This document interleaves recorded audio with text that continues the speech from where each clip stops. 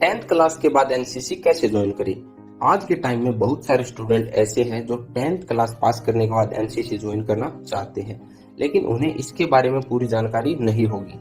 इसलिए आज हम आपको टेंथ के बाद एनसीसी ज्वाइन करने से रिलेटेड पूरी जानकारी देंगे, जैसे कि एनसीसी ज्वाइन करने के लिए आयु सीमा क्या होनी चाहिए, फिजिकल कैसे कराया जाता है, लिखित परीक्षा कैसे होती है और इसके लिए आपको कौन कौन से डॉक्यूमेंट की जरूरत पड़ती है। तो दोस्तों, आप वीडियो को पूरा जरूर देखें ताकि आपका ये डाउट पूरा का पूरा क्लियर हो जाए। एनसीसी क्या होता है और इसे कैसे ज्वाइन कर सकते हैं। एनसीसी का पूरा नाम नेशनल कैडेट कोर्प्स होता है। इसमें कैंडिडेट को देशभक्ति अनुशासन सिखाया जाता है। इसके लिए ट्रेनिंग होती है। कैंडिडेट को अलग अलग तरह के कैंप कराए जाते हैं।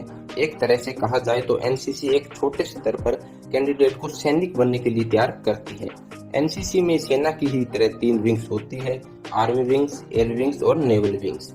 जब कोई कैंडिडेट एनसीसी ज्वाइन करता है तो उसे इन तीनों में से एक विंग को चुनना होता है और इसके साथ ही एनसीसी में अलग अलग तरह के 3 सर्टिफिकेट मिलती है, ए सर्टिफिकेट, बी सर्टिफिकेट और C certificate. A certificate junior division वालों को दिया जाता है, जबकि बी और सी सर्टिफिकेट सीनियर डिवीजन वालों को दिया जाता है। तो अगर कैंडिडेट 8 या फिर 9th क्लास में है और उम्र 12 से 18 साल के बीच में है तो एनसीसी ज्वाइन करने पर कैंडिडेट को जूनियर डिवीजन में रखा जाएगा। और अगर 10th से ग्रेजुएशन के बीच में कैंडिडेट एनसीसी ज्वाइन करते हैं तो फिर कैंडिडेट को सीनियर डिवीजन में रखा जाता है। तो अगर आप 10th में हो या फिर 10th पास कर ली है और आप एनसीसी ज्वाइन करना चाहते हैं तो इसके लिए आपको अपने कॉलेज के या फिर अपने स्कूल के एएनओ टीचर से मिलकर उनके ऑफिस में जाकर एनसीसी का फॉर्म ले सकते हैं, जिसमें आपको अपनी सभी डिटेल्स सही भरकर अपना फोटो लगाकर उसके साथ कुछ डॉक्यूमेंट लगाकर एएनओ सर के यहाँ जमा करना होगा। इसी तरह अगर आप 11th या 12th या फिर ग्रेजुएशन में भी है तो भी आप इसी तरह एएनओ सर से मिलकर एनसीसी का फॉर्म लेकर जमा कर सकते हैं। तो एनसीसी के इस फॉर्म के साथ आपको कुछ डॉक्यूमेंट की जरूरत पड़ेगी, जैसे 2 पासपोर्ट साइज फोटो, आधार कार्ड, 10th की मार्कशीट, कॉलेज या फिर स्कूल एडमिशन रिसिप्ट आदि। इन सभी डॉक्यूमेंट्स की फोटोकॉपी आपको उस एनसीसी फॉर्म के साथ लगाकर जमा करनी होगी। अगर हमारे स्कूल या कॉलेज में एनसीसी नहीं है तो हम एनसीसी कैसे ज्वाइन करें। इसके लिए आपको अपने आसपास के कॉलेज या फिर स्कूल जिसमें एनसीसी हो वहां पर जाकर एएनओ सर से मिलना होगा। एएनओ सर वो होते हैं जो एनसीसी करवाते हैं, उनसे मिलकर आप एनसीसी का फॉर्म लेकर उसे जमा करके एनसीसी ज्वाइन कर सकते हैं और इसके लिए आपको कोई दूसरा स्कूल या कॉलेज मना नहीं कर सकता। और 10th और 12th के बाद एनसीसी ज्वाइन करने पर आपको 3 साल की ट्रेनिंग और 2 कैंप करने होते हैं।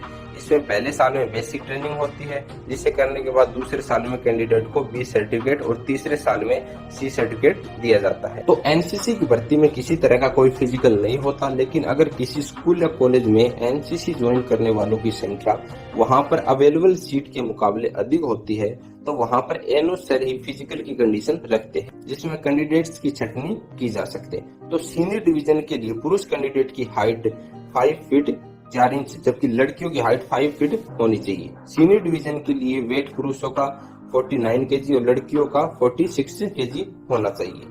इसके लिए लड़कों को 400 से 1600 मीटर और लड़कियों को 200 से 800 मीटर की दौड़ लगानी होती है। इसके साथ ही लड़कों को 15 से 20 जबकि लड़कियों को 10 से 15 सीटअप्स भी लगाई जा सकती है।